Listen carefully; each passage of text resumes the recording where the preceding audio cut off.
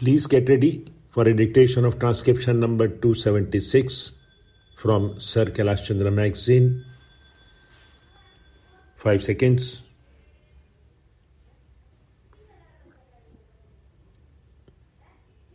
Start. Sir, this is a short bill and the background of this legislation is briefly as follows.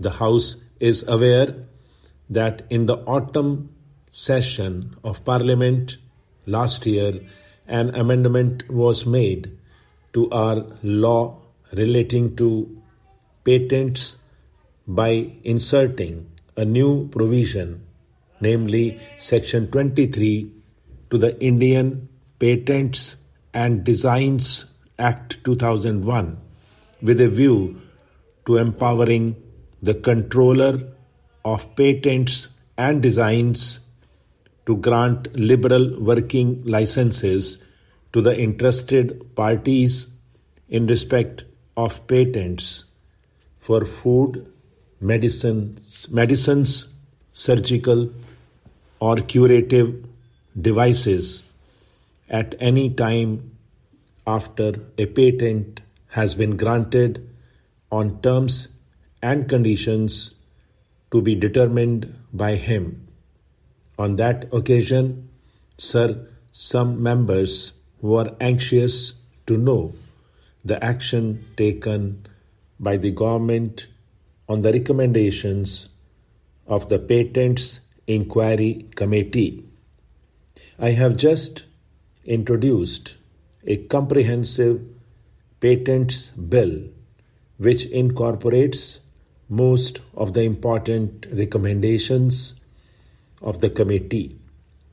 Sir, the House would appreciate that it would take some time for the comprehensive bill, which involves a complete overhaul of the present legislation, perhaps, and may necessitate a motion for reference to a joint select committee to be passed by Parliament.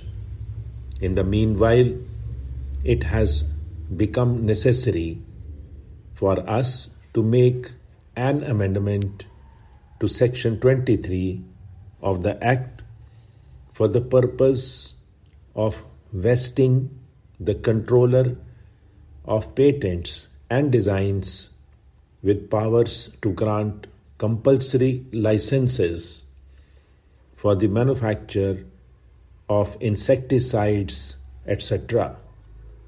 Considering the vital part that agriculture plays in our country, in our economy, it is most important that the manufacture of these insecticides, etc., on a large scale should be encouraged, and that we should not allow any loophole in our legislation which can be exploited by the interested people. It is for this purpose, sir, that it is proposed to take powers to enable the controller to issue licenses for these articles exactly in the same manner as for food, medicines, and surgical and curative devices.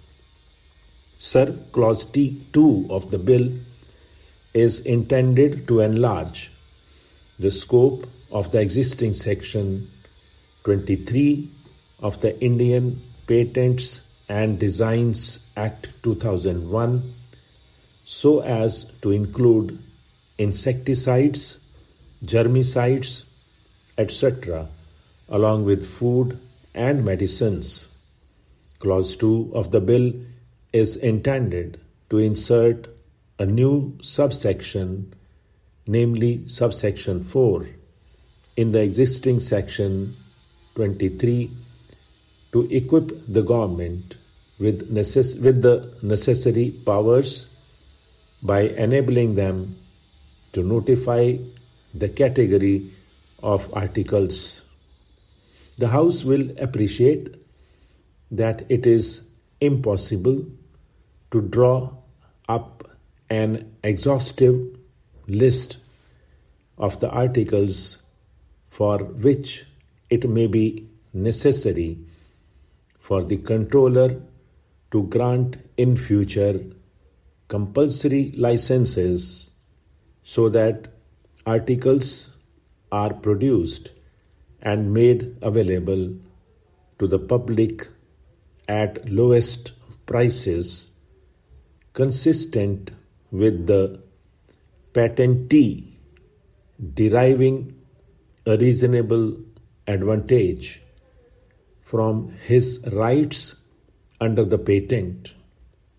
Sir, the amendment of which notice has been given by my senior colleague actually seeks only to clarify some ambiguities in the bill. As I pointed out last year, in some countries such as Japan and Germany, articles like food, medicines, and curative devices have been kept outside the scope of the patents law. We, sir, however, have no intention to prohibit the grant of patents to inventions in the field of food, medicines, insecticides, germicides, etc. Indeed, we want our scientists and technical men to play their part and to invent more and more in these fields.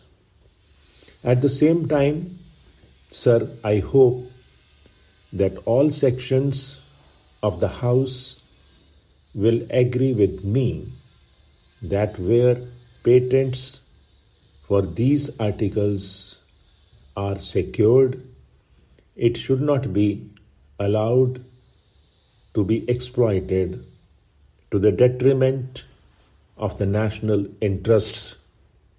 It may be asked that the powers sought to be taken under subsection 4 are too sweeping in nature and are likely to discourage our inventors from taking out patents for their inventions because they may fear that government may take away all the fruits of their inventions by the issue of notifications such as are mentioned in the subsection. I may, however, assure the House that such apprehensions are absolutely unfounded. Provision has been made in the bill that before a notification directing the issue of a license can be issued, the central government must apply its mind and satisfy itself that it is expedient or necessary in the public interest that a license under the patent should be granted. Even after a notification has been issued, the controller has to satisfy himself that the article should be available to the public cheaply and that the patentee is assured of a reasonable return for his patent. In other words, sir, while we are anxious that the articles in respect of which special powers have been taken should be made available to the public at reasonable rates. We are also equally solicitous of the interests of the inventor and have made a specific provision that in settling the terms of the license, the controller must ensure that the inventors do not feel neglected. On the other hand, it is necessary that a reasonable compensation is made to them for inventions. Stop.